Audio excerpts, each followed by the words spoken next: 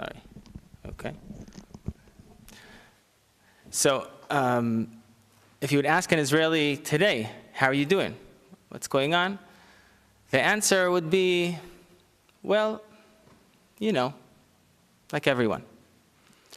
And Israel has changed. Israel has changed very much from before October 7th and after.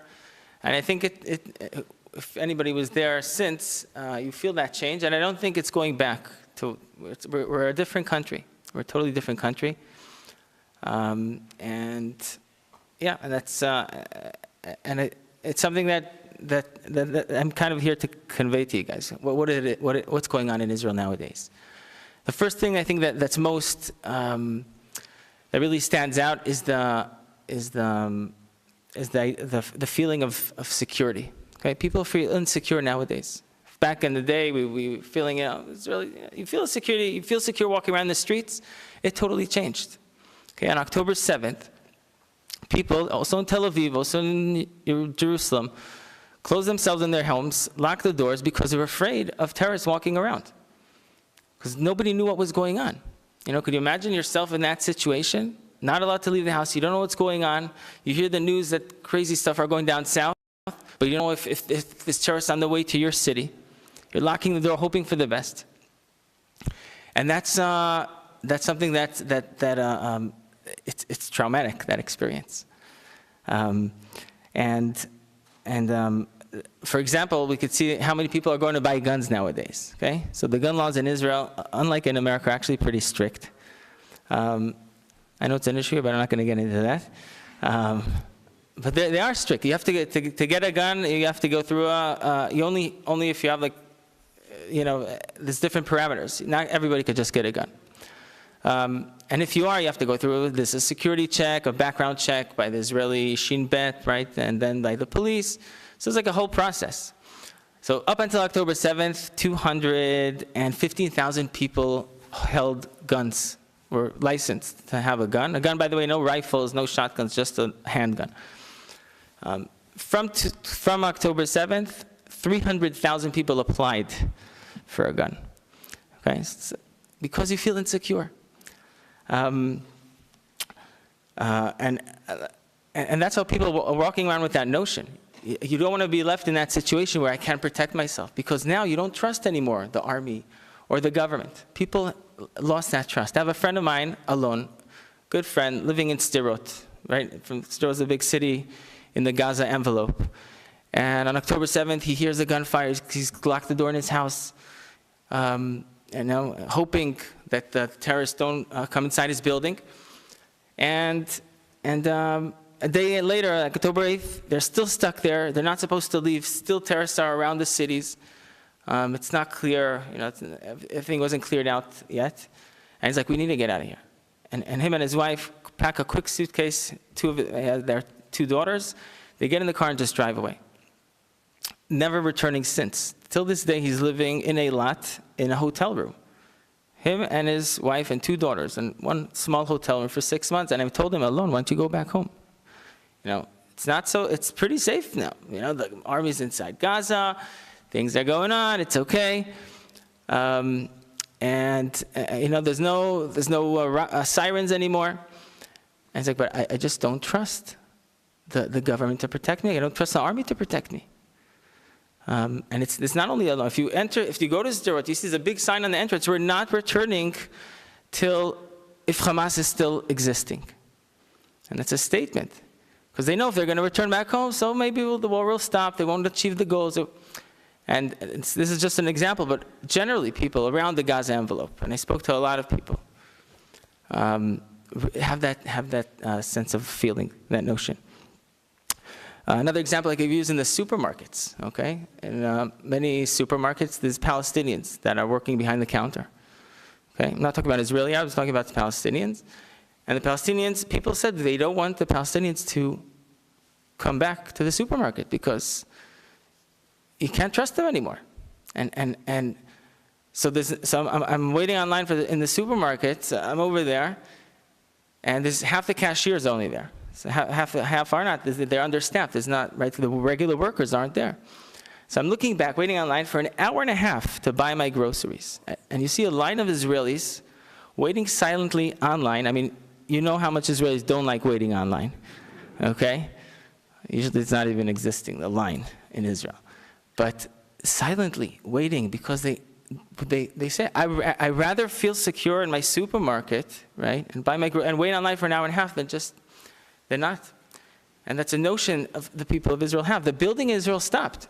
Most of the workers in Israel were Palestinians in construction. So most of the building project stopped. And people understand the situations. And they're not complaining, oh, let the Palestinians back in. Right now it's stopped. And people are okay with that. They paid for a house and it's not being built because we're in a war, and the security, the security feeling is more important to people. I can tell you from examples for my house. When the kids ask you, so Abba, where are we hiding if the terrorists come? That's something as a parent you don't want to hear your kids talking about. You don't, right? How do we lock the shelter from the inside? Because there's no lock. My son, we have a little tree house outside, and my wife saw he put he has a Nerf gun, right, with those little Nerf darts. And she's like, why don't you bring it? Why are you leaving it in the tree house? He says, oh, if the terrorists come, I'll shoot them from here. And really that's a notion of an 8-year-old boy that needs, and this is, my son is an example to what the children of Israel are going through. It really dawned on me that when my daughter, right now the Home Front Command said to prepare for a war against Hezbollah. I know how much you follow the news, right? But they're preparing right now a war that could break out any day, literally tomorrow. And Hezbollah has a missile capability of around 150 to 180,000 rockets, missiles. Some of them they can actually GPS direct hit. And when this northern war starts, and it's going to start eventually, because the diplomatic agreement doesn't look like we're getting there. When the northern war starts, so they could take out the power in Israel. So the Home Front Command tells everybody, stock up on food and water. They literally 2 days ago just updated their food, water, cash in your house, because electricity won't work if you want to go and buy something, you need cash. A transistor radio, remember those radios on batteries? My grandfather used to walk around listening to that. Okay, I bought one of those on the internet because you can't find them in the stores anymore, because if there's no power, I want to hear what's going on. I need connection to the world. Keep your car filled with gas at all times. Okay, the water's not gonna work because of pumps, no electricity, no pumps. And we don't know how long this could take. So this is already, a few months ago, I packed up on food and supplies, and as I'm loading the 6 packs of water in my storage room, my daughter walks by and she's like, oh, Abba, my 15-year-old, she's like, oh, Abba, is that for the war? And then it kind of hit me, I can't believe this reality that my kids are growing up in. And that's the reality of the kids living in Israel today. My kids aren't an exception, they're just an example. One more example I'll share with you. The word hostages, okay, is a word my 8-year-old did not know till now, till the beginning of the war. Because why would an 8-year-old know the concept of a hostage, right? Somebody taking a person against his will and keeping him in a different place. So we try to bubble our kids. And when he came home talking about the hostages, my wife was like, what are you... Chatufim? Maybe you learned about chatifim, like snacks, chatufim. It's like, no, chatufim. She's trying to make sure you know what he's talking about. And again, this is a reality. He's 8, but I'm sure kids that are 4 years old and maybe 3 years old already know about hostages. And the reality in Israel is like that insecurity. Another thing that's very powerful nowadays is the unity, okay? And I know this last week, maybe we'll talk about that later. I also open up for questions at the end, okay? The unity in Israel. if you remember how Israel what was going on in Israel, like in the summertime or, before October 7th, the country was really parted, okay? It was split down the middle. The people blocking roads, the whole thing about the judicial chain, yes, or for and against, and the whole thing, there was a lot of hatred in there, really. When October 7th breaks out, boom, everything changes. We are united, and this feeling of unity is unlike never before. In 2014, I felt it. Also, it was very strong, but nothing like this. And in an instant, everything changed. And it was amazing to see. Thousands of people volunteer. First of all, hundreds of thousands of people were called into the reserves, which are from all the types of Israeli population. And then you have thousands of people that want to help the soldiers. So what could we do to help? Let's send them, socks and underwear and warm clothing. And they were gathering everything. There was thousands of people, whatever equipment you need, and thousands of people driving around the country, giving soldiers different units, whatever they need. You had 200,000 people that were removed from their homes. 100,000 from the north, and 100,000 from the Gaza envelope, that literally left their house with their barefoot. Literally refugees running away from their homes. And they were stuck in, and they put them up in hotel rooms without anything. And you had tens of thousands of people around the country. It was incredible to see. Going around, collecting clothing. You had collecting clothing, going around to giving them games to give to the kids. You have psychologists and social workers that were volunteering to go to the hotels and say, anybody need to speak to somebody? We're going to be here till nighttime. You're welcome to speak with us. The kids, there wasn't any school. It wasn't any school for these kids. They were taken away from their whole structure. And they had you had people saying, I'll take the kids. I'll do like a daycare thing in the afternoon, till the afternoon. And you had thousands of people. My daughter's high school said, we're in a war, and we're going to, although we want to learn school, we need a lot of stuff to learn, we're going to take a day off every week and go help and volunteer. If it's helping the people who were evacuated from their homes, if it's helping farmers, right? Farmers in Israel didn't have anybody to work, because all the working hands in the farming world usually come from Thailand and the Far East. When the war broke out, they all left, they ran away. So a farmer is left without anybody to pick his produce. So we had, again, so my daughter, for example, we had thousands of Israelis saying, taking a day off from work every week, once a week, we're going to go help a farmer. And buses were organizing, guys, this guy needs his oranges picked. And this sense of unity was so strong, was so solid. It was incredible.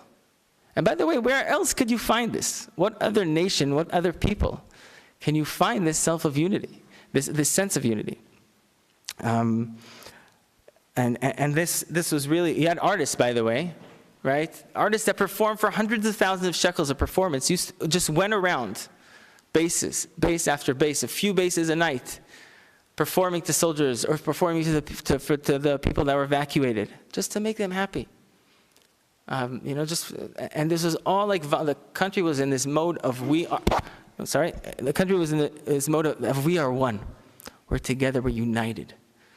That oneness was really, it's an amazing feeling. It's still going on, by the way. Also, another thing that was felt is that the connection to the world Jewry was strengthened. Because people who don't come in contact with Americans, for example, a regular Israeli, were overwhelmed with the love and concern they got from the world Jewry, especially from the United States. Okay? More than a few $1 billion were donated just from America to Israeli army units, to the evacuated, the people that were evacuated. A few $1 billion. That's a lot of money right? Just to donate. And people were overwhelmed. Wow, those guys really care about us. And that's something that really sinking in. 2 weeks ago, I was with a mission from New York. Guys are coming to volunteer and help out.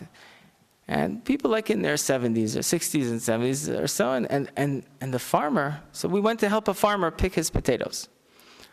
And the farmer's telling me, Lavi, I can't believe it. These guys actually came from the other side of the world to help me pick potatoes. You know, where else do you find that, right? Where else do you have that caring, that sense of caring of people that you don't even know, right?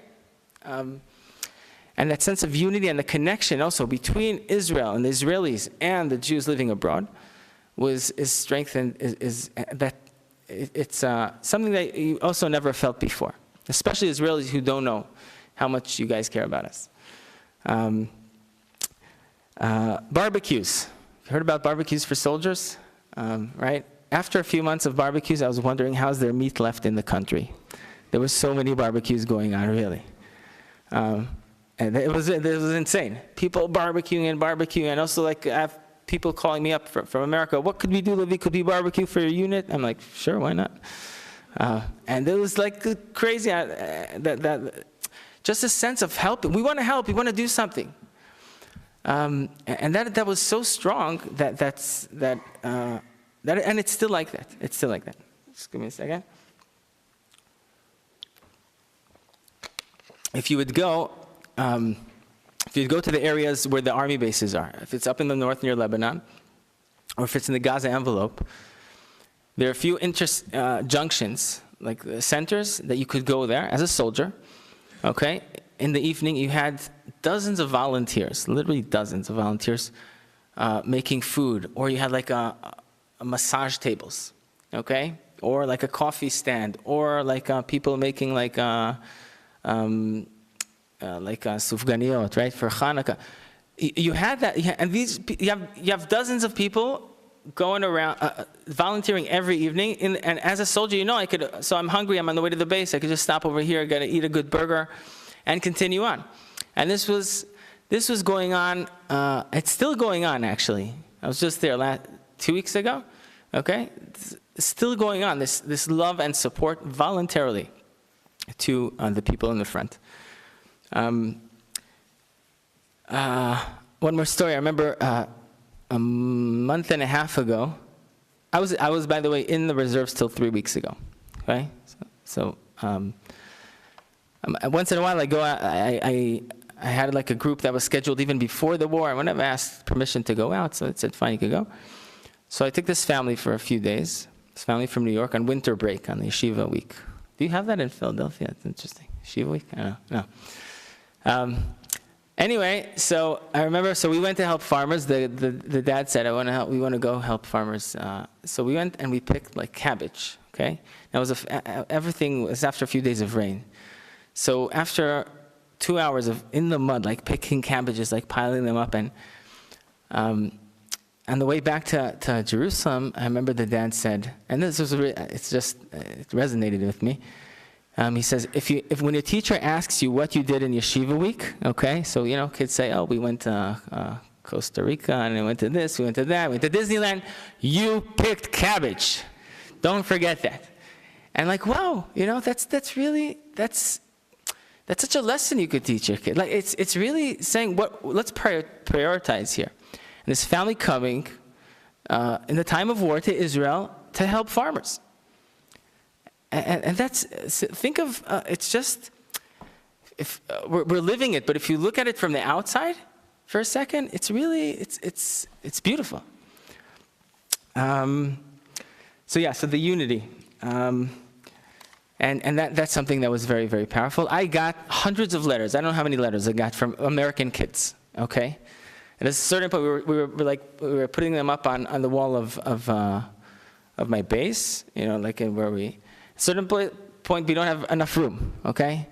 Toda, we love you, you know, and you have a picture of a chayal and shooting like at Gaza or Hamas, and so I'm telling you, hundreds, and this is just me, okay? This is only my unit got hundreds of letters. I don't know, there's thousands of letters, I guess, or maybe tens of thousands of letters that came in from American kids, from Jewish American kids that are learning about what's going on in Israel, and they're, you know, and they draw you a picture, which is beautiful.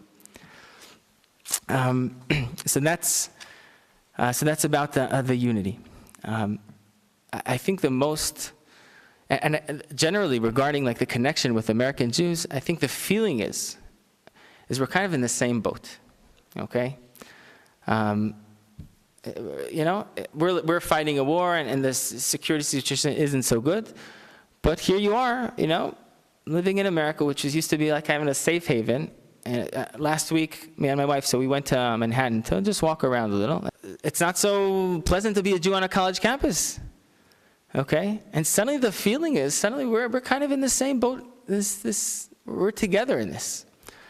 Yeah, and I think also maybe American Jews understand that today as well. I don't know if I'm correct with that. But that's the feeling. One more story about unity is very powerful. Is in the army, in reserves. Okay, so I'm a reservist. How does the reserves work? The reserves are after your mandatory service, you're enlisted to a reserve unit, and once a year you're called back for a month. For a week of training, a week or 2 weeks of training, just to keep you, you know. And once in 3 years, 2 or 3 years, you're called back for an entire month. Take a month out of work, and you're stationed in active duty on one of the borders or different, you know, could be Palestinian cities or whatever. So that's the reserves. And who's the population doing the reserves? Really, people from across the board in Israel, and everyone's serving.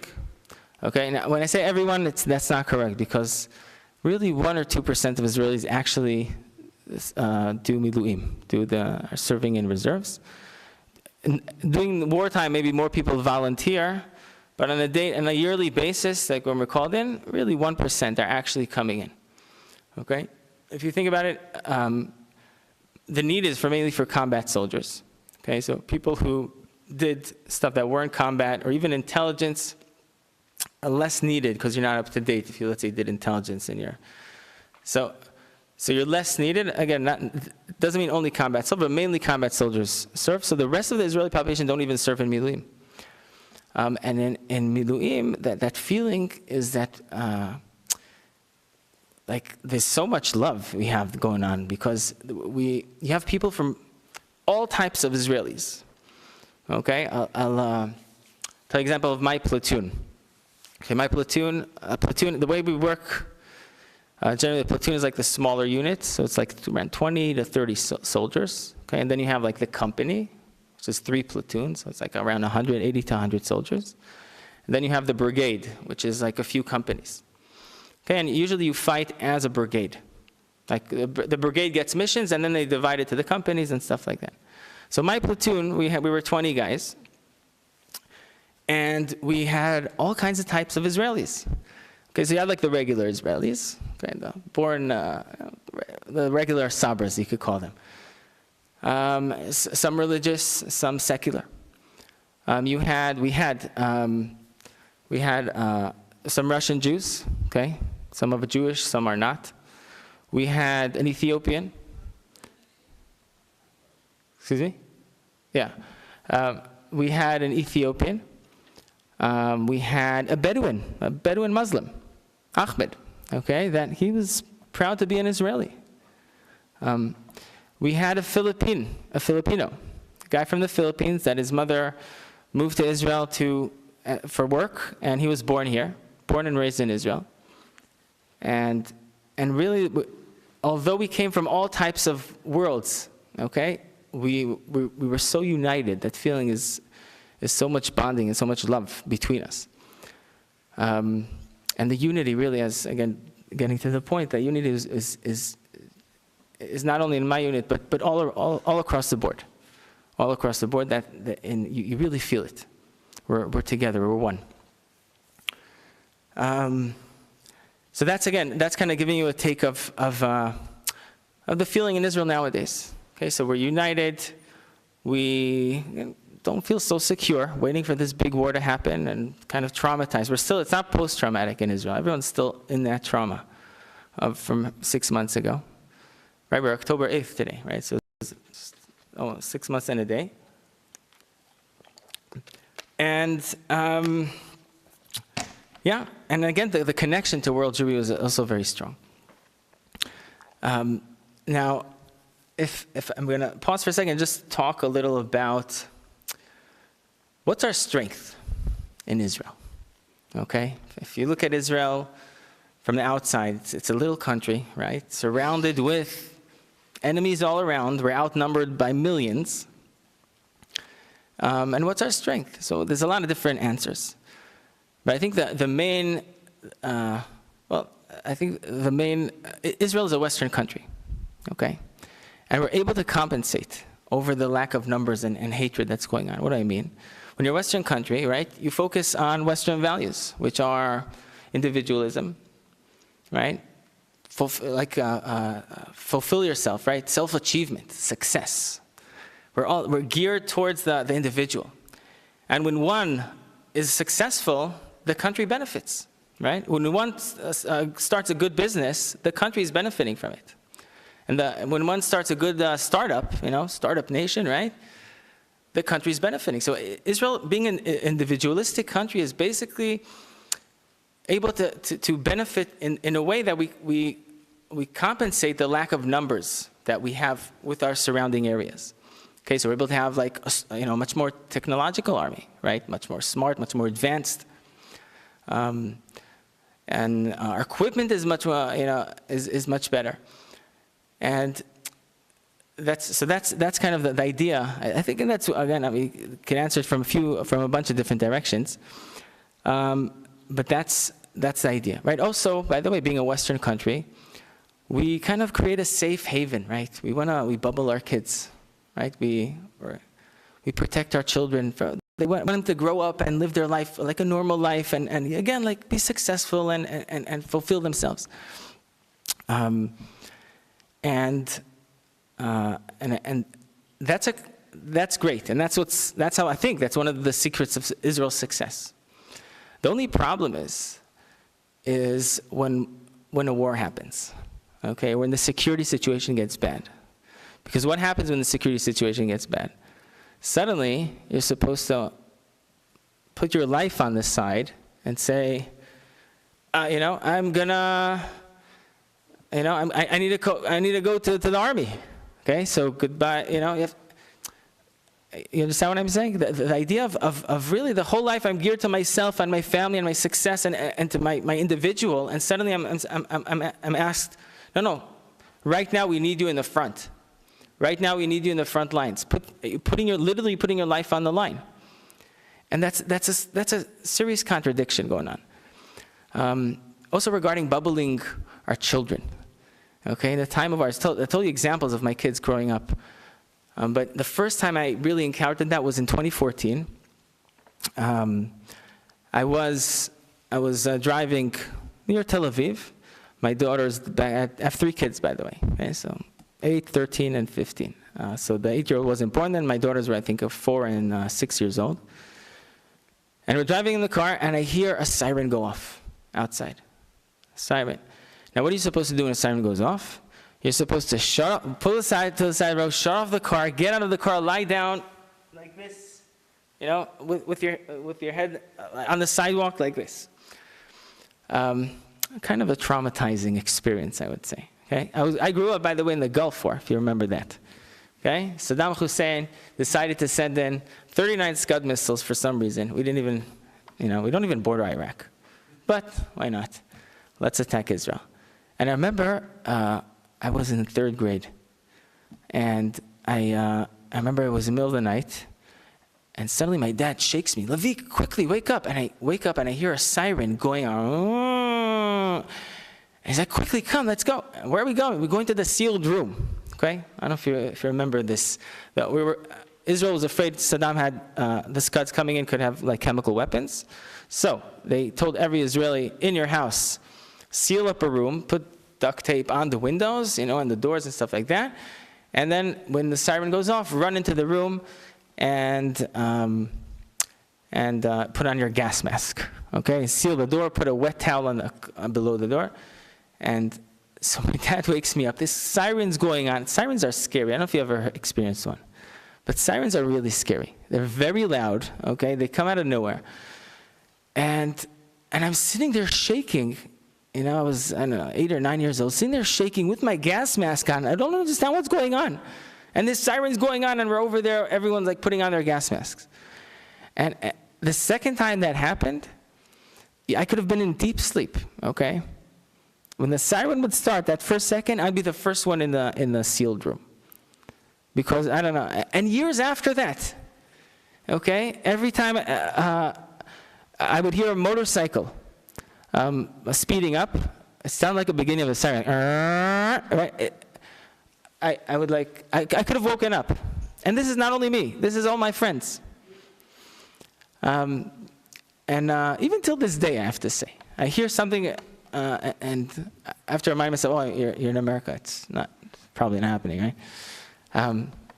But really so I remember that feeling, and that moment, the siren's going off, okay? I heard the siren, driving with my daughters in the car. And I decided just to bump up the music, that they shouldn't hear it. Because again, you try to bubble them. The chances of getting hit by a rocket are so slim, especially with the Iron Dome. You know, but the chance for traumatizing your 4-year-old and lying on the sidewalk when the siren's going on is much higher than that. And I'm like, forget it. I'll just bump up the music. They won't even hear it. We try to bubble our kids. And this is the culture and the society we live in, right? To protect them, because we care about them. We want them to grow up and have a normal life. And again, this is all encountered in a time of war. In a time of war, everything changes. And I'll share with you my first experience of this. It was in actually 2014. 2014, I'll remind you, Operation Protective Edge. The army, the intelligence found out Hamas has tunnels leading from Gaza into Israel under the fence. Right, remember that? And it was very clear across the board in Israel, we need to go and bring in the troops and clean out the whole tunnel, the tunnel threat. The intelligence was that Hamas was planning to deploy into Israel on Rosh Hashanah 1,000 terrorists. And when I used to guide around Sderot, around the Gaza envelope, I'm telling a story, and I say, could you actually imagine what that would be like, 1,000 terrorists walking around the Gaza area?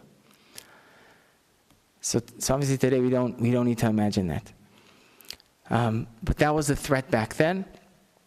And once Israel hears about it, it was Thursday night, the ground troops, the regular mandatory, the service, Golani, Tzanchanim, all those guys go inside and invade the Gaza Strip. And Friday morning, I get a call from an automatic dialer. And, are you Lavi Kreisman? Press 1. If no, press 2. Okay, so I press 1. What is your ID, military ID number? So I punch it in. Okay. You need this is an emergency call-in, what we call in Hebrew, Tzav Shmone. You must, 10 o'clock, be at so-and-so address, at the bus stop, to go down to your base. Could you make it at 10 o'clock? Press 1. If not, press 2. So I press 1. And I hang up the phone. I tell my wife, we're living near Tel Aviv back then. We were actually in Jerusalem, had a tour that morning. Planned to give a tour. And I tell my wife, listen, we're called in. And I know also from the being in touch with my commanders that my unit is heading inside the Gaza Strip. Back in 2014, not so many reservists went in. Mostly was the mandatory service guys. But I know my unit was heading in. So we quickly drive back home. And now it's time to say goodbye to my kids. And you could imagine, saying goodbye to your children. They have no idea, by the way, where I'm going. They don't know what's going on. They don't know about a war. I told you we like to bubble them. But you can imagine saying goodbye to your kids when you're going to war. Most chances you'll make it back home, right? But there is a chance you won't. And hugging your kids goodbye. Again, when I was hugging my kids goodbye, that was it was a special moment. It was a painful moment. And then my wife takes me to the bus stop, and I say goodbye to my wife. And again, it's a different type of goodbye, because you're going to war. And I remember that feeling. I get up, I sit down on the bus. Now, right? And in my mind, I'm like, Lavi, why are you doing this? Okay, you don't have to do this. Okay, by the way, you don't have to serve in the reserves. I'll tell you a secret. If you keep on not coming, they'll just let you go. Then no police is coming to knock on your door. Okay, you can't force anybody to go to war. And also in reserves, I told them, the majority of the population doesn't even come, doesn't even show up. Even if the ones that are called, I know it from experience because I'm there for many years now. But I'm sitting down on that bus after I say goodbye to my wife and kids, and I'm like, Lavi, why are you doing this? You live a life, you have a family, you have a job. Why are you putting your life at risk? Again, that conflict between being like an individualist and living your life. And in my mindset, by the way, war is the most stupidest thing possible. It really is. Why should people shoot and kill each other? It doesn't make any sense to me. I studied history and archaeology. And also as a history major, always read about the wars of, this king had a dispute with that king and all the soldiers went and died for their king. You're like, war is such a stupid thing. Do I really want to be part of this right now? Do I really want to risk giving up my life and ruining the life of my wife and children? Because that's what it is. It's going to ruin their life if I die. And that was like a deep conflict that I had. And the whole way down, the bus is going and picking up soldiers, and I see one guy saying goodbye to his girlfriend, and another friend saying goodbye to his parents, and another friend saying goodbye to his wife. And the whole way down, that in my mind, I'm like, Lavi, why are you doing this? Just get off. That's it. Just go. Go back. You don't need to be here. What kept me sitting down, I'll share with you at the end of my talk. But I remained seated. And eventually we got to it was Friday afternoon, we got to the base. Shabbat was not a thing because we were training to go into Gaza. We know we had 48 hours to get ready, get our gear, get our stuff. We're going in. So we're training all Friday night, Saturday night, getting our weapon, preparing. And again, once I get to the base, I put those thoughts aside. Okay, you want to focus on being a soldier. You don't want to focus on other stuff. And eventually, after a few days, we go into Gaza from the northern part. My position is a navigator. Okay, so I walk up front together with my officer. It was in the middle of the night, and we're leading like a row of 100 soldiers. Okay, and you're walking in. Okay, I remember we opened the gates to Gaza. In the fence, there is these gates. Okay, there's like these army gates. So we open the gates, we take a step inside, and we kind of shake hands jokingly, welcome to Gaza, welcome to Gaza. And, we keep on walking in. And it's the middle of the night, pitch black, with tunnels all around us. And we start walking. Now, when you're fighting with tunnels, it's a totally different mindset. Why? Because usually when you fight a war, you're preparing, you're storming, whatever you train for, is the enemy's over there and I'm over here, right? So we're facing that way. That's the enemy's there. When you have tunnels all around you, the enemy could be there, and he could be here, and he could be there, and he could be right behind me. It's a 360 type of fight. You need to be alert, 360. So we're walking in, and we kind of see, this is 2014, yeah, that we kind of see, it's middle of the night, but we saw some movement. At least we thought we saw some movement. And we stop everyone. So everybody stops, they get on their knees. And we're trying to look with the night vision. Did we see something or not? And we call in, there's tanks in the area, so we call for help because the tanks have very good night vision. And they go out and they kind of try to scan the area. And we call for the drones. The drones come in also with thermal vision. And while we're scanning, we get a phone call from the intelligence saying, we picked up a phone call from your immediate area. Beware, there's terrorists somewhere around you. We're like, great, where? And So we're there. I don't remember how long, because it's the middle of the night, and I put them maybe even an hour and a half. Okay, just waiting, because we don't want to walk into a trap. And this, by the way, these are the sand dunes. There's like a few miles of sand dunes before you get to the residential area. So we're in the sand dune area. And suddenly, we start getting heavy fire. Now it was heavy. Straight away I noticed that it's not regular machine guns. It was one of the tanks was mistaken and was starting to shoot at us. Okay, what happened was we were a row of soldiers, and there was like this, it was a sand dune. So some people were behind the sand dune, and the tank saw some heads kind of peeking out. And he thought, again, it's nighttime, and he thought one of this, it's some terrorists that are gonna like jump us at the end of, because he didn't see all the soldiers in the line. So he started shooting at them. Now straight away we understand that it's not regular AK-47, and we get on the communication, guys, stop, you're shooting at us, and they stop. Okay, thank God no one's hurt. Okay, keep on scanning the area. 5 minutes later, a tank that wasn't part of our mission heard the gunfire. He comes.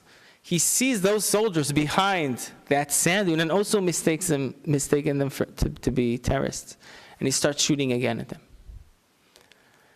And this time, again, we get on the communications, Khadal, stop. You're shooting at us. Who's shooting? Stop. And the other tank, we're not even in the same network with him, because he's not part of our fighting unit. And the other tank is able to contact him, stop, you're shooting, you're fire, it's friendly fire. Anyway, he stops shooting, and then somebody yells out, Amfaked, Yair niftzad, right? Yair is hurt. Yair was our sergeant, okay? He was 37 years old, very good friend of mine. We were serving together in reserves for many years. Yair's hurt. Zalman's hit. So we call in for like a rescue team to come in and take us out. We're just a few hundred feet away from the border. And they come in, they take him out, and we keep on going in. So we go in, we set up base like in like the sand dune area overlooking the residential area. And the next day our commander, our officer comes in to us and tells us that Yair died in the hospital. And Zalman,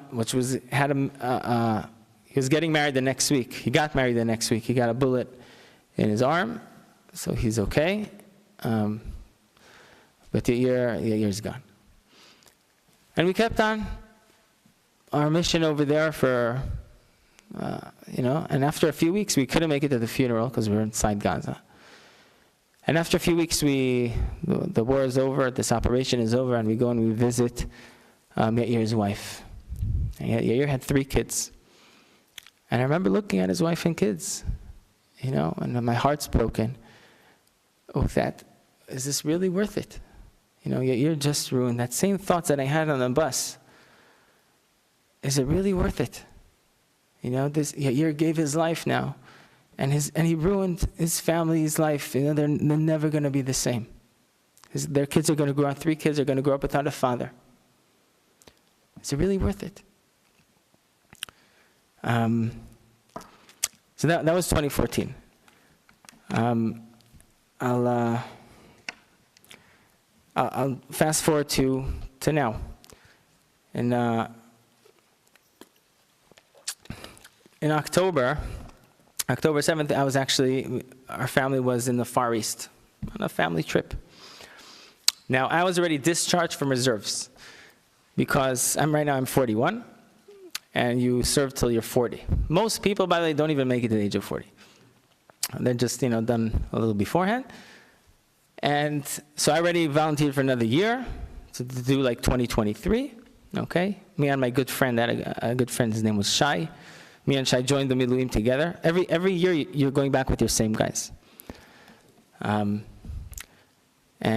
by the way, the fact that you're going with your same guys together makes it a very fun experience, okay? Because even if you're doing hard stuff, you're doing it together, what you normally make sure is that you tell your wife, oh, you don't know how hard it is. We didn't sleep last night. It is like so bad. You don't know. Sleeping in the sand, right?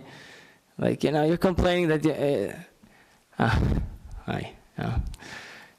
But you know this already. But really, you're having a good time. Why? Because you're with your guys. You meet once a year together. You're very friendly. Sometimes with their good friends, you meet up year-round in the middle. And so even if you're doing hard stuff, it's okay because that's you're doing it together, and you're having a good time. You're really having a good time.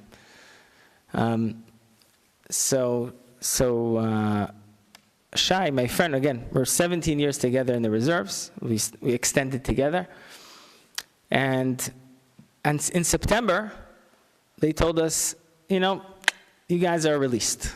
You don't even need to finish the year. So we're off the charts off the lists already of the reserves. You guys made it to 41. Good for you. And October. This is September, right? Not knowing what's going to happen in October. So the war breaks out. I hear about it when I'm in Thailand, and I started to call up my officer saying, "What's going on? Do you need me? What's happening? Where are you guys heading?" He says, "No, Lavi, you're okay. We don't need you right now. We're not doing anything, not doing anything crazy. We're okay. Finish your trip, enjoy, and it's hard, first of all, to enjoy when there's a war going on and all the atrocities of October 7 happen. And it was even hard for us to find a flight back to Israel because all the airlines stopped flying in. But eventually, after and I also talked to Shai. Shai went and he says, Lavi, no, it's okay. Right now we're not doing anything. The first few weeks also the army was, the ground troops weren't doing anything. It's okay. So anyway, after a few weeks I make it back. I call up my commander saying, I'm back in Israel now. Do you want me to come in or not? Do you need manpower? And he said, yes, that would be great. Thank you. So we land on a Thursday, okay? And Sunday morning, I'm already in the base. So we land, spend Shabbat at home, and Sunday I'm in the base. And I remember the shock. Okay, where my unit was stationed, we were in Kisufim. Kisufim is a kibbutz out in the Gaza envelope, just like 2 miles away from the border. I remember the shock. I was being a Sunday. I was like, with all my gear and my guns and everything, we're like on the border over there. Giving cover to some operation, never mind. But I remember the shock that I had. I'm like, oh my God, it's just a few days ago on the beach in Thailand, sipping a pina colada. And here I am on the border, and God, it's this crazy contradiction what is this crazy world, this crazy reality I'm living in? I remember that thought. It's like, this is nuts. I was just 2 weeks ago spending a few nights in this farmer's house, living in the mountains, that all his worries in life were growing rice fields, okay, and his vegetable garden. That's, so that thought of you could have a life like that, and you could have a life like this, that you put your, whatever, I showed you stories with my family, and then you're putting your life in harm's way, and you're fighting a war here. And I remember that shock that I had, and that feeling of, what, this is a crazy reality I'm living in. I remember the shock, by the way, that Gaza had electricity, okay? Because I was told, again, from the media, that Gaza doesn't have, and I remember being there at night, I'm like, what? I thought there's no electricity. So it turns out there is, okay? And the whole time we were there, for 5 months, we heard the call to prayer. Because they have electricity, the whole time. So certain areas maybe didn't have, but the majority of Gaza had electricity. And I remember that shock, because again, the media tells you otherwise.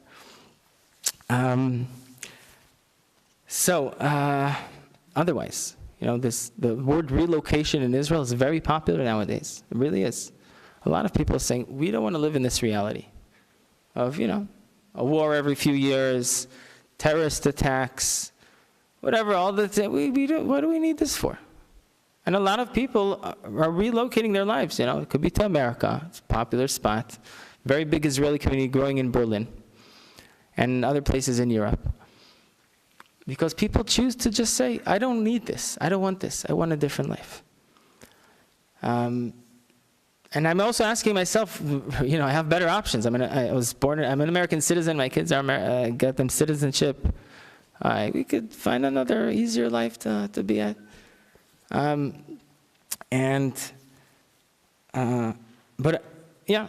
I'll get to the idea is like I choose to stay here because I want to be part of this Jewish story.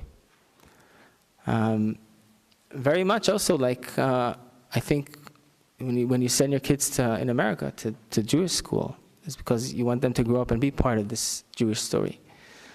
There's a choice that we make. What do we want to be part of?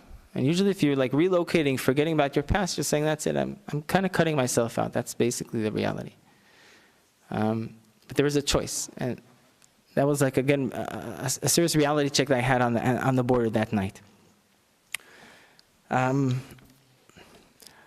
Sorry.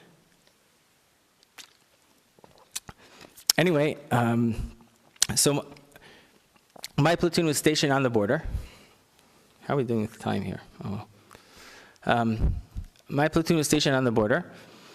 And our mission, we had two missions. One is to protect, okay? The border was breached in a bunch of different areas.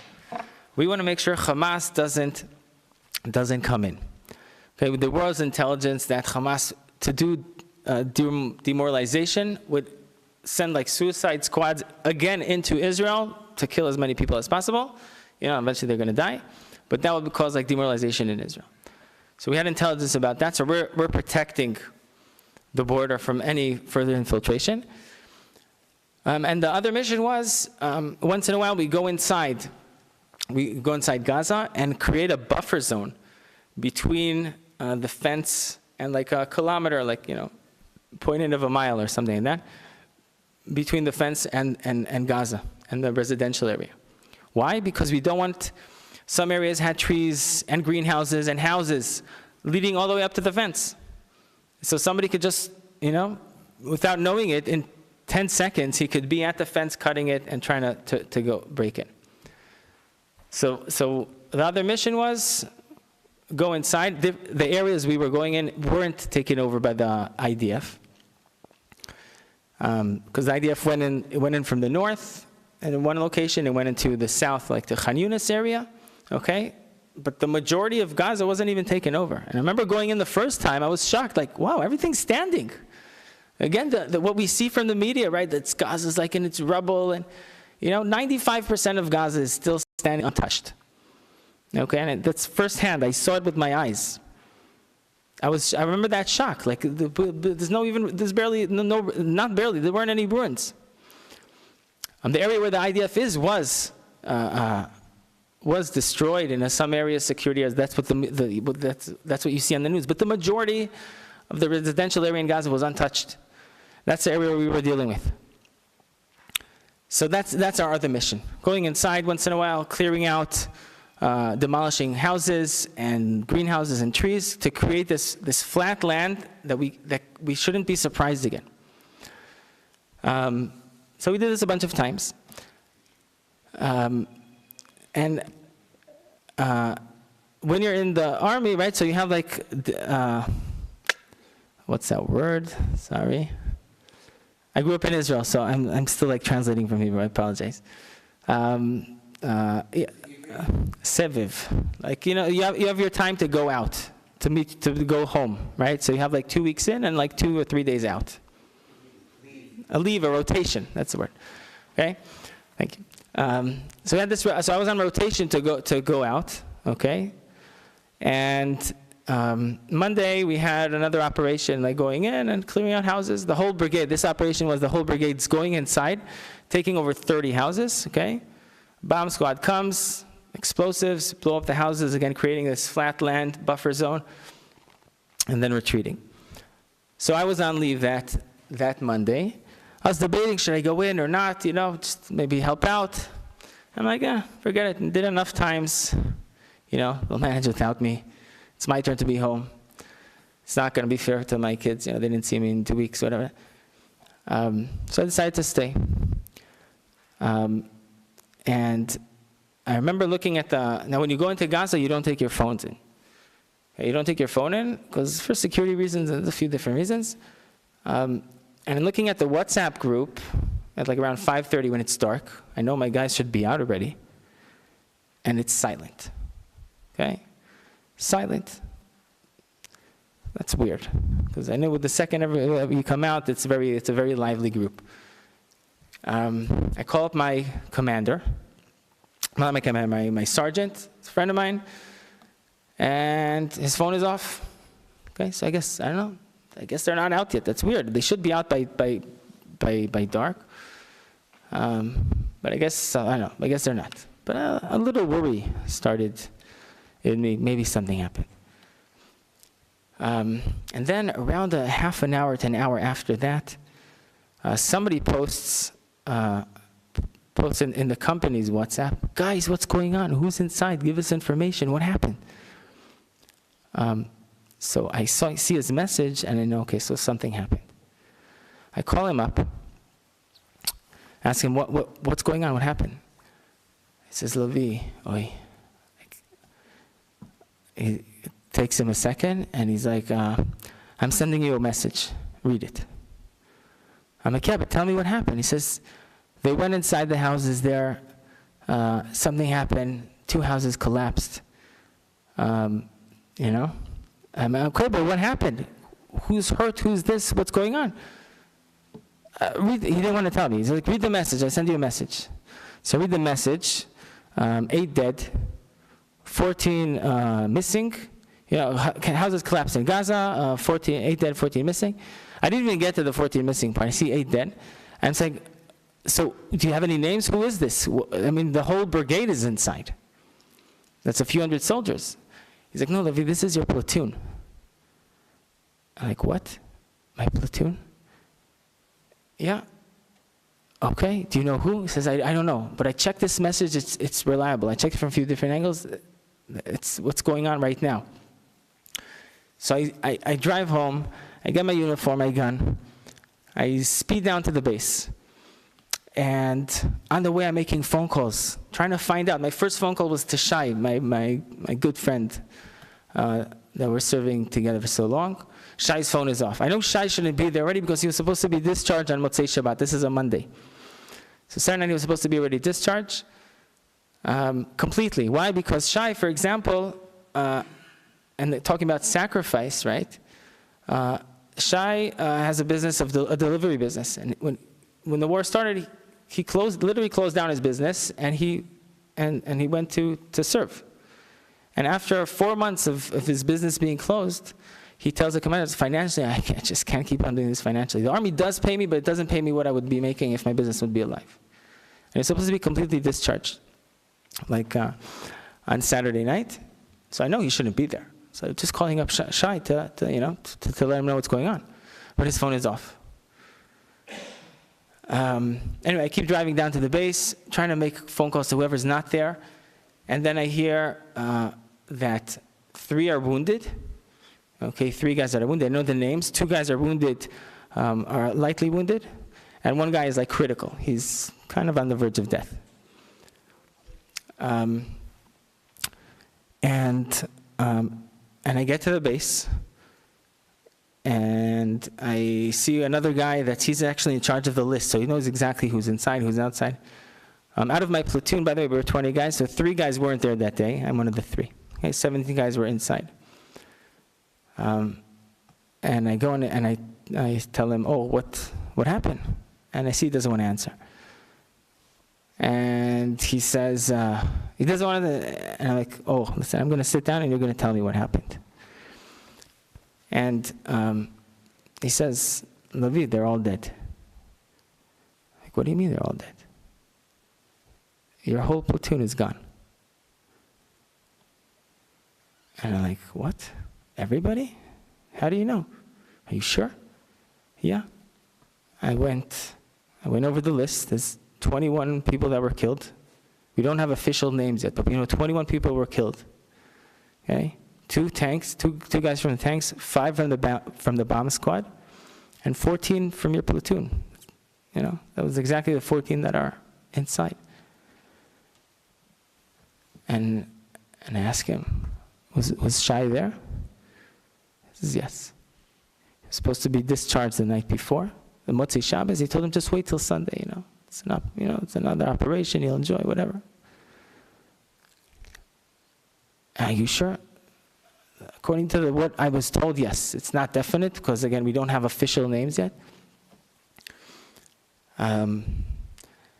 And I remember the shock, because when you go to war, you think, okay, people could get hurt. So you could lose, one guy could die, 2 guys, 3 guys. You never think 14 guys will die. That's nothing, you never even, nobody would ever think that. And we wait till middle of the night. My company leaves that area after they're finishing rescuing out of the rubble. Like, they brought in heavy equipment. What happened is that 20 minutes before they were finishing putting the explosives in, they were supposed to move out and blow up again the row of homes. A terrorist came out of a tunnel, shot an RPG at the building. They were in 2 buildings. They were in 2 houses. Shot an RPG, and the RPG triggered the explosives. It wasn't. The explosives are supposed to be not triggerable. Like, if I would shoot at them with a gun, it wouldn't happen. That's that kind of material. Never mind. It triggered the explosives, and both those houses that were linked together just immediately blew up. And burying everybody underneath. It was a house and a half, you could say. And also, the second floor was prepared to make a higher house. It was like very heavy ceiling. And all night long, they were brought in heavy equipment to drill through the cement and take out whatever they could. I remember that shock that I had, obviously. But it only dawned on me the next day when, you don't get it at the beginning. And only the next day when I call up a friend, another good friend that already was done with the reserves. He's also 40, but he didn't want to continue. And I tell him what happened to Shai, and he starts breaking out and crying, and that triggers in me something. And from that day, we had a series of funerals to go to. Okay, and there's 14 funerals. You can't make it to everybody because they're all different parts of the country. But I have to tell you, it was the hardest week of my life.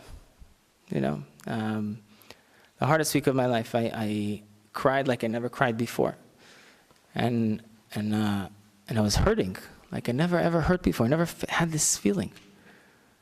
You literally feel like you have a hole inside your heart.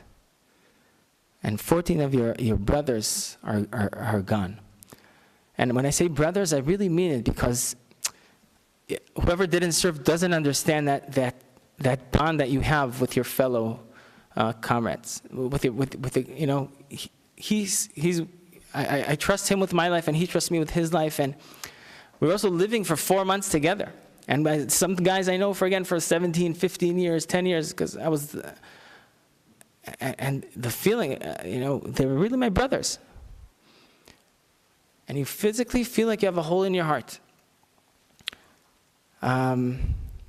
So we're going, again, that week was terrible. From funeral to shiva call to shiva call. And really, you can't wrap your head around. Till this day, we're a few months later, I can't wrap my head around 14 people gone. In 2014, Yair died, and it's one guy, and you could you could wrap your head around. You mourn for him, and you understand that he's gone, and it takes a while, right? It's a process, but it's one person. How do you mourn for 14 people? How do you understand? It's something that even today, I am still in that process. I'm not there yet. I have here the newspaper of the next day. Okay, you see here. You see here the names of the 21 people that were killed. Okay, Yuval, Elkanah, Barak, Ahmed, Sagi, and the names. And this was the worst. I mean, I'm sure some of you heard about this if you're following the news about this. Yeah. So this is the worst thing that happened to the army in this operation. And in the IDF history, there's not so many things where so many people were killed in one shot. We could put it down. Thank you. Thanks. I want to read you a letter. I'm almost done. I know it's long. I want to read you a letter of Elkanah. Elkanah was a good friend of mine also. He was wounded in 2014, and he decided to come back and serve. They found his letter in his bag, and he wrote it the night before what happened. And yeah, he was inside. Me and Elkanah were partners in, you have like this number one, number two, so you can fight with partners. So he was my partner. He was inside, and he was married. He had 4 kids. He has 4. He has 4 kids. This is the letter. Listen to this. This is incredible. If you're reading these words, something probably happened to me. First of all, in case I've been kidnapped by Hamas, I demand that you don't make any deals to release a single terrorist in order to free me. Our absolute victory is essential above all else. So just keep fighting as hard as you can, so our victory is overwhelming. Maybe I fell in battle. It's sad when a soldier falls in battle. But I'm asking you to be happy. Don't be sad when you depart from me. Sing a lot. Speak to the heart. Hold each other's hands and strengthen one another. In his funeral, by the way, they were singing. There was like people playing guitars, and they were singing many songs as they're putting him in the ground. We have so much to be joyous about and to be proud of. We're the generation of Geula, of redemption. We're writing the most significant moments in the history of our people and of the whole world. So please be optimistic. Continue to choose life at all times. A life of love, hope, purity, and optimism. Look into the eyes of your loved ones and remind them that everything they go through in this life is worth it. And they have so much to live for. Live. Don't stop the intensity of life for even a moment. I was injured in 2014 in the Gaza war, and I had a choice to staying back, but I don't regret even for a moment my decision to return to combat. On the contrary, it was the best decision I ever made.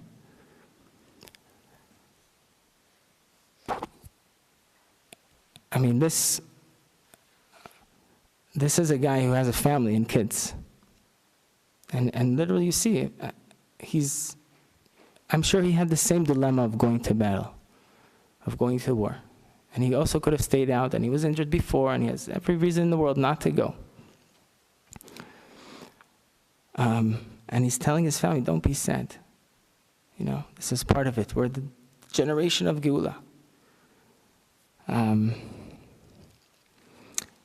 Now, everybody has their reason why they did go. Mark, another guy, Mark was a Russian Jew living in Herzliya, again, also 4 kids, by the way. His wife told him, Mark, you don't need to go. Mark was working in security, and if you're working in security in Israel, you're exempt from the Miluim, because you have a security job, and that's also important. Mark, come on, stay home, don't go. Every time she used to tell him, Mark, why are you going? You have a family. And he says, yeah, but if nobody goes, then you could just close down the country. Everybody has an excuse not to go. Everybody has a good reason why not to go. And Mark, again, the reason I stayed on the bus that day, and the reason that if they call me back, it's not if, but it's when, that I told myself is that here I am, I have this opportunity to be part of what we call the Jewish people, to be part of what we call this Jewish dream called the State of Israel. And in a historical perspective, it's nothing less than a dream. And there's two ways to go about it. You could be part of it, and for that you need a sacrifice. I mean, we cannot sacrifice, we cannot have a country if we're not willing to pay the price. What we experienced on October 7th is one day without the IDF. That's the experience. One day when there wasn't an army to protect us. That's what happened. In 2014, I'm telling myself, Lavi, your grandfather, 80 years ago, didn't have, he had a different uniform, a striped uniform. All my grandparents are survivors, by the way. And he didn't have this opportunity to protect himself. And he didn't have this opportunity to be part of a Jewish army that's protecting Jews that are from being like garbage in the streets. And here I am, I have that opportunity. Having this opportunity, this privilege to be part of that. Do you want to get off the bus, or do you want to be part of it? And I stayed on the bus. But still, I have to say, but I have a wife and kids at home. Do I really want to do that? I mean, that's still a contradiction, even till this moment. There's an inner conflict. That answer is satisfying to some extent. Sometimes yes, sometimes no. But it's a decision I made. It's a sacrifice not only by me, by the way. It's a sacrifice by the families. Every wife sending her husband to battle is a sacrifice. Staying home for months and months with the children alone. Knowing your husband might not return. Living with that thought. There's women that keep their house very tidy. In case somebody comes knocking on their door at night, wake them up. Personal stories, I know, because it's a sacrifice not only of the husband, it's a sacrifice of the families. Families of soldiers. When you're 18 and when your son is 18 and you're sending him into the army, that's a sacrifice. Are we willing to pay the price? So that's the answer I told myself. Sometimes it's good, sometimes it's satisfying, sometimes it's not. But it's something that I chose, and that's what I want to raise my kids to be part of what we call, State of Israel, part of the Jewish people, part of this thing that's going on that we've been dreaming about for almost 2,000 years. I think you make the same choices over here, by the way. When you decide to, again, educate your kids to be part of the Jewish world. It's a sacrifice, right? I know it's very expensive here. But growing up, I mean, there's many Jews living in America that are totally, right? But you chose to be part of this Jewish umbrella. And it's a decision that each and every one of us make every single day.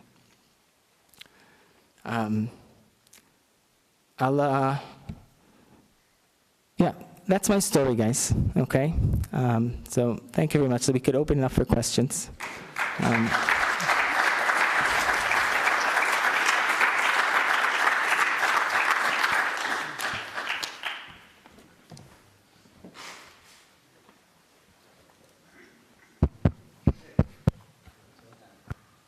Any questions? You speak of unity, but a lot of the television coverage in the U.S. focuses on the split between the Haredis and the secular Israelis about conscription and the anti-Netanyahu protests and the Free the Hostages protests. Could you just comment on what we're seeing versus what you're seeing in the country? Yeah, it's a great question, because really if you open the news, again, that's what you're seeing, right? You're seeing this, again, protests and roadblocking and this and what's going on. I mean, we're back to October 6th. That's not the reality, okay? Whoever's doing that is a small fraction of the people of Israel. The people of Israel are not there. It's a small fraction of, again, maybe radicals that saying we're going to burn down the country as long as they're opposing the government. And that's not the people of Israel. Okay, that's not the people of Israel. The people of Israel are united, and I know that because while we are in reserves, a few hundred soldiers bonded like this from all the type of population in Israel. Okay, we know, and we're saying this unity doesn't have to end at the gates of the base. It could go on to the state of Israel, to our lives, to educating our kids in this unity. Parents of, I don't know if you know, but parents of fallen soldiers did a press conference saying, you guys want to burn down the country? We're not going to let you. Our sons did not die for you guys to burn down this country. And what you see on the media is really a fraction. It's the same faces, by the way, that you see from the summer, like very, and I'm not getting into the politics behind it, but it's a small fraction of the people of Israel. They really feel united. They're still there. Everything I said is still going on. So again, the media obviously feeds off the interesting stories. Also, by the way, regarding the ultra-Orthodox, it is a very big issue that needs to be addressed in Israel, okay? But pushing it like right now at this time was also to try to dismantle, was with these fraction of people that have a lot of money and means, by the way, so to try to dismantle the government from that angle as well, to force them, because knowing that could also break up the government. The question is that most, I think, okay, most of Israelis would want eventually the government and the leadership to completely change, okay? Most Israelis, right and left. But the question is if to do that in a time of war, when we have soldiers inside Gaza right now, and the northern front, the Iranian front, okay, northern front could be Lebanon, Golan Heights with the Iranian brigades across the fence, and the Houthis in Yemen. Is this the right time to go for an election? I think most of Israelis would say no. They want to switch a government, but not right now. We're in the middle of war. So yes, thank you for that. The way you described staying on the bus and sacrificing is frankly an inspiration. And, thank you for that, and I hope that everybody feels the same way. I guess my question comes from the fact that it was kind of a dichotomy, the way you talked, and I guess it goes towards what Ken was saying. You were talking about this unity, this unifying feeling throughout the country, which was phenomenal. That was the first half of your talk. And then the question becomes, do you feel that most Israelis feel the way you do about the military and wanting to serve? And if not, do you feel those that are serving have a negative feeling towards those who are not? Yeah, I think definitely. The thing is, like, when you're serving, so there's so many things I don't agree with. I don't agree with the government, with what they think. I mean, with the commanders, as a reservist, you're not in mandatory service. You have mandatory, you have to serve, right? When you're a reservist, you have that option. And if every soldier says, okay, I have to be in line with all these different things, nobody would serve. And if nobody serves, they're going to be closed down the country. There is a negative feeling to people who could and cannot. Like, I remember Mark, again, the same guy I mentioned. He lived in Herzliya. He comes from the base on his uniform to pick up his kid from kindergarten. And the teacher says, you're the only dad. All the kids are looking at him because he's a chayal. And he said, the teacher's like, you're the only dad that is serving right now. And he's like, how could that be? This is the exact age. The fathers of these kids that are like, 4 years old are exact age of people to serve in the reserves. How could it be that I'm the only guy serving? So obviously there are negative feelings to people who could and do not. But on the other hand, what are you going to do about it? Right? So Mark says, okay, so I'm not going. And I have another excuse, and he has another excuse, and that's it. And that's what makes it even harder to serve. There's a question behind you. Are they still varying? You mentioned about the amount of diversity you had in your group. You have non-Jewish boys who were born in Russia, and you have a Filipino boy born in Russia, who's not Jewish. Are they still not giving them the dignity of a funeral that's supposed to be done in a cemetery like every Jew, and they're still putting them outside in the potter's fields? Yeah. So first of all, there's not 9 from Russia, and there aren't 9 people from Russia from the 21. Oh, no, but I'm saying in general. Yeah, no, they don't. They're buried. We're buried together. Yeah, so I had that same thought before the funerals of what's going to happen, where they're going to put them, and thankfully enough, they put them in line with everybody else. So they did make an exception. Are they doing that routinely now, or they just did it for that? I don't know. I think if they're there, I think it's a routinely. It's still the pledge of the Jewish state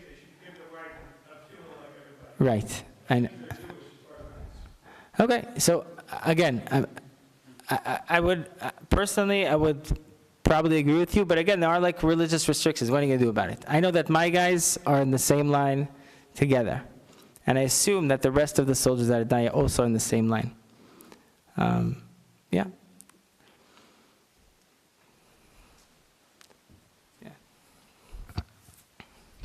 I have two questions, so take what you can of it. The first one is, what was the first one? I don't even remember now. Well, let me go to the second one. Hopefully the first one will come back to me. What is your understanding of what the IDF is trying to achieve in Gaza, and what will be the measure of success, and how achievable is it? That's the second question. And the first question is, you mentioned that on October 7th, there was no IDF. What is your understanding of where the IDF was that day and what happened that day?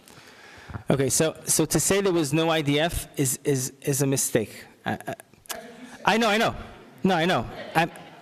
I'm happy you're pointing that out, because the IDF was there. I know people who died on October 7th as soldiers. A good friend of mine, his brother was there. And when people say there was an IDF, that's a mistake. So thank you for pointing that out. The IDF was there, but they were there. They weren't able to do their job. Okay, so they were there. Many soldiers died on October 7th trying to defend, but they weren't able to protect this time. So it's one day that the IDF wasn't able to protect. Okay, where were they? That's a great question. I mean, there was so much overconfidence. And again, there's going to be books about what happened on October 7th and the whole intelligence mess up. And it's my understanding it was mainly overconfidence and arrogance of saying we have such a good system. Okay, the barrier that we have up, you have to understand how this fence looks like. It's 15 feet high, okay? A high fence with barbed wires all around, an underground wall that could reach the depth of 270 feet of cement to prevent tunneling, all around Gaza. Could you imagine how much city, you could build like a nice sized city with all that cement that was poured to prevent, right? Our governments are always good in not dealing with the problem, but actually trying to, not dealing with the rockets, let's create an iron dome. Not dealing with the tunnels, let's just do it, whatever. It's kind of, we're very good at not dealing with the problem. But anyway, alongside this barrier, you also have pillboxes, like cement towers. Okay, you have cameras on the towers. You have machine guns on the cameras there. So somebody could sit in the control room and literally shoot at anybody coming, any threat that's coming to the border. And they were very, very confident with this system that cost billions of shekels to build. Okay, what Hamas did basically is they took out those cameras, the first thing they did, and suddenly that's it. You're in the dark. You're in the dark, you don't know what's going on. The next thing you know, the headquarters are taken over. And they knew exactly who to look for. They knew exactly where they came in with maps, knowing the names of the high-ranking officers. Where is he? They're asking people. They know exactly where his office is. So they were very well prepared. And once we're in the dark, and the command is taken over, the army is not functioning. So you have private initiative of a guy from a helicopter unit calling his friend from officer corps that he's like with a brigade of tzanchanim, saying, guys, I have helicopters, you have soldiers, let's get together, and we're needed down there. Where? We're not sure. We'll get down there and we'll see what's up. I have a friend that he's a very special unit. His gear is already ready to go. He's one of the first responders. So at 7 o'clock in the morning, he's already down south, and him and his unit are going in. They don't even know what's going on. So we're driving on the road. We don't know Hamas is blocking the road. So suddenly they're being shot at. So they jump out of the cars and start fighting from that point on by foot. So it was just a big mess. And so that's basically what happened to the army. Again, there's many reasons that led to that, but mainly I think arrogance and being dependent on this barrier to hold back Hamas as long as we need. That's your first question. Second question was where the army, what's the goal? What's the goal? How do you know you succeed, and is it achievable? So everybody's asking that question. What is in Hebrew we say tmunat hanitzachon? What is the picture of, if it's in the 6-day war, it's the tzanchanim by the kotel, right? Or, what is that picture of And that's a good question. We do know it's going to be a very long war. It's not going to be over in a few months, unless the government decides not to finish it. But to finish it, you have to understand, there's hundreds of miles of tunnels under the Gaza Strip, hundreds of miles, okay, at least 500 kilometers. That's if you take from the most northern part of Israel to the most southern part and build a tunnel, that's how much tunnels are underneath Gaza. And taking them out is a really long process, and that's how they're fighting. There's no fight inside Gaza. You have to understand it. Many of my friends were inside Khan Yunis, this and that. I tell them, so what's happening? Really nothing. We go inside, we take over areas. There's no confrontation. There's no, we're not shooting at each other. They pop out of a tunnel, shoot an RPG, and disappear. That's most of the fighting that's going on in Gaza. Most of the soldiers that are getting killed like that. They're not coming face to face against us. Where is it heading? It's very clear that Israel needs to take over Rafah. Because again, to flush them out of their tunnels, and because they're hiding over there. And is that going to happen? And very much has to do so with America lets us or not, right? Right now, again, I don't know. I know like you know. I know maybe a little more, but not so much. It's very, very clear that without doing everything and getting the job done, at least taking over Rafah and that area, we won't be able to succeed. I think killing out the leadership of Hamas and, let's say, confiscating as much guns and everything as possible would basically dismantle Hamas. And the army will have to be in that area to try to get close to if something happens. You had a question there. First off, I want to say thank you for coming. I appreciate hearing everything that you're saying here. Can you all hear me? Earlier on, you said how important it was, the feeling that Americans were supportive of Israel and people were reaching out and coming to Israel and everything. Here's the question I want to ask you based upon that. I lived in Israel for quite a number of years, about 20, 25 years ago. And one of the things that hit me while I lived there, I'd have conversations with Israeli friends of mine. And there was this perspective that the whole world was against them. The Europeans hate us, this and that and the other. Not everybody would say that. And then they would go on vacation and they'd do business, all this kind of stuff. And I thought to myself, am I naive?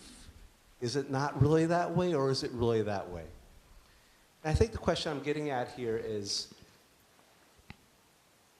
what is the feeling of isolation? Is there a feeling of isolation in Israel, that Israel is very much alone now? Has that changed? And what does it feel like when, as what happened a week ago, when there's Biden talks to Netanyahu and he lays down, this is the way we stand on it right now.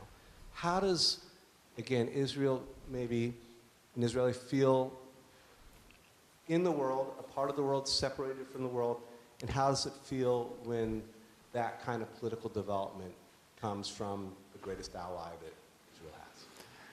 Right. So I think the feeling of the world, the isolation from the world is very much still there, if not even amplified. Amplified, you say, right? You think, after what they did to us, right, on October 7th, the world would understand our cause over here and who we're up against. You would think that after we're butchered and slaughtered, men, women, and children in the most horrific ways you could imagine, the world would understand who our enemy is. And that maybe lasted a few weeks, of getting that support till we're starting to be condemned. And again, all around the world today, right? Israel's like the bad guy. And that feeling is, I think, there's nothing we could do. And it's not even if we have the best PR office in the world. But people are going to hate us. I think that's the feeling in Israel. And anti-Semitism, by the way, is always appears in different faces. The different aspects. It hits you from there. Today, anti-Semitism is basically being anti-Israel. For no reason at all. And if you hear all the demonstrations, they're even contradicting themselves, right?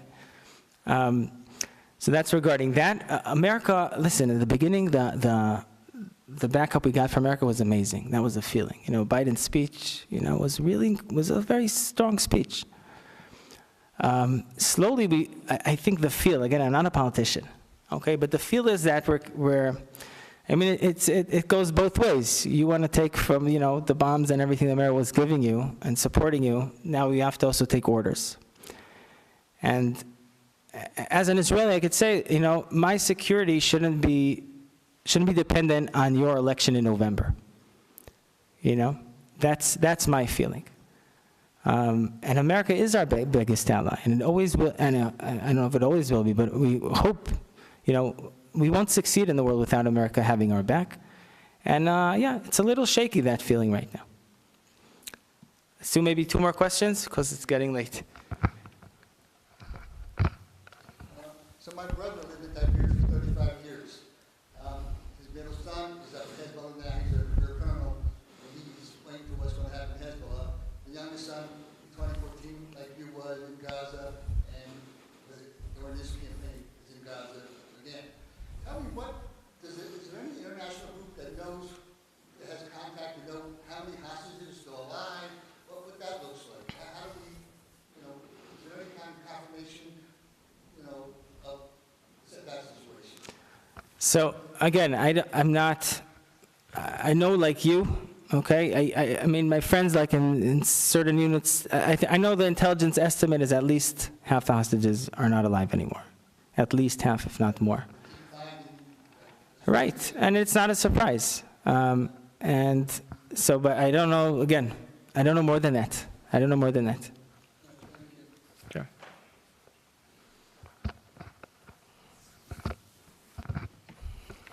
Do you think that the majority of Israelis have confidence and trust in Netanyahu?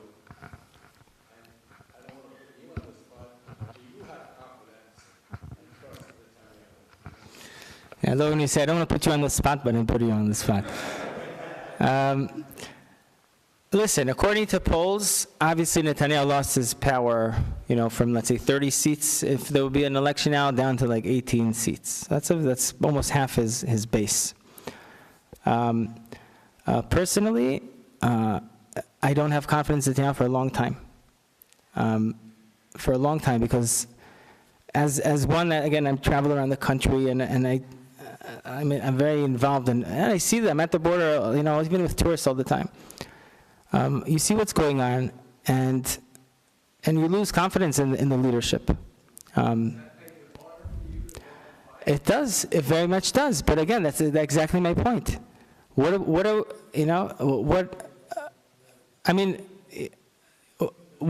the option? Saying no, I don't want to fight. I don't trust this government. And that makes it much harder. When you think in 2014, I'll tell you one more story, and we'll finish up. 2014, while we're inside the Gaza Strip, okay, the government decides of a 24-hour humanitarian ceasefire. Okay, that means they tell the people of Gaza, guys, you have 24 hours, no one's shooting at you, go out, stock up on food and water and everything like that. While doing this 24-hour ceasefire, a few hundred feet away from us, we actually see Hamas terrorists dealing with a tunnel. Okay, that's a few hundred feet from us. You can't shoot at them because we said 24-hour ceasefire. Later on, a few hours after that, we're mortared. Mortars are, mortars, right? We're shelled. Mortars are coming down from the sky, and somebody spots a guy with binoculars, let's say a mile away, looking at us and giving directions, guys, more to the right, more to the left. Mortars are coming. Mortar landed 30 feet away from me, and that's very scary, okay? Mortars, because you don't even see it coming. You just hear like this whistle, and an explosion. And I tell the tanks, now I'm an infantry, so I have a machine, my rifle doesn't reach a mile away. I tell the tanks, shoot him. And the tank is like, no, I'm sorry, 24-hour ceasefire, we don't have orders to shoot. I'm like, screw the orders, what do you mean? They're shooting at, they're trying to kill us. What's going on here? And I got so upset as a soldier saying, they're putting my life on the line, the future of my wife and kids, of not only me, but all the soldiers over here for a 24-hour ceasefire to help their civilians. But what about my life? And as a soldier over there, I was really upset, and I still am. I mean, thinking about that, really, I was almost ready to say, okay, I've had it, okay? This kind of war, I don't want to fight. Because caring about the enemy civilians more than the life of my wife and children is unacceptable. That's what a ceasefire means. When they say ceasefire, also now in this war, ceasefire for hostages, you have to understand what that means. Ceasefire means more soldiers being killed. Ceasefire means that gives them more time to booby-trap different buildings, create, and that's what it means. Every day of a ceasefire means more soldiers being killed down the line. That's what it means. The question is, are we willing to pay that price or not? To release women and children? That's a question. Okay, but that's what a ceasefire means. And it's important to understand it. I want to just end with why I'm actually here. Okay, I was supposed to do this tour as I'm a tour guide, and I said I don't have so much work in Israel right now, so I'll just come to America and, touch base with people who want to come to Israel plan future tours, God willing. And I still want to do that. But 2 weeks ago, like a week before my trip, the head of my battalion calls me up, and he says, Lavi, I want you to be in charge of taking care of the families of the fallen. Of the 14 families, and giving them the support that they don't get from the country. And says that this is your job. It's a temporary job, but I want you to be on it. The families do get financial support. They get a monthly budget. But there's so much more we could give them, and I'm thinking of my friends that aren't alive anymore to give that. I want to give, first of all, we want to build a monument. And that's the families, it's very important for them, that they could have a place near where it happened, that they could come and visit, not only visit the grave, but a place where it's the last moments of their loved ones. And that's one goal that I want to help the families do. The other thing is I want to, the Army gives like a few years of psychological support. And I don't want the children, there's 15 orphans right now from this occurrence. From only I'm talking about my 14 guys, there's another 3 from 2014. I don't want them, the Army gives around 3 years of psychological support. I don't want the kids growing up saying, I need to go, but we don't have the money to do that. I want to give them whatever I can to kind of, obviously, I won't be able to fill the gap of a father that's taken or of a son that's taken. I want every child to get a birthday present from his dad's friends in the Army. Your dad was a hero, we loved him, and here's happy, we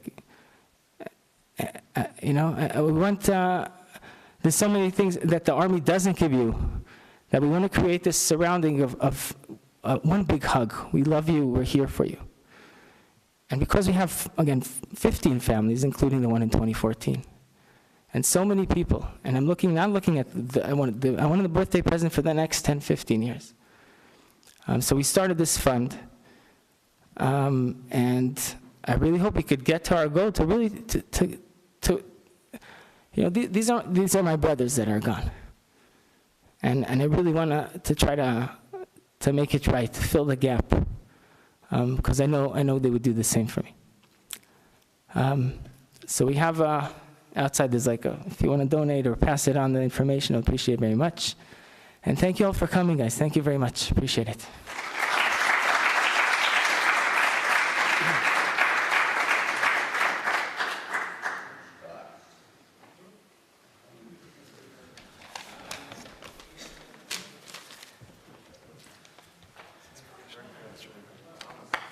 Sure, thank you.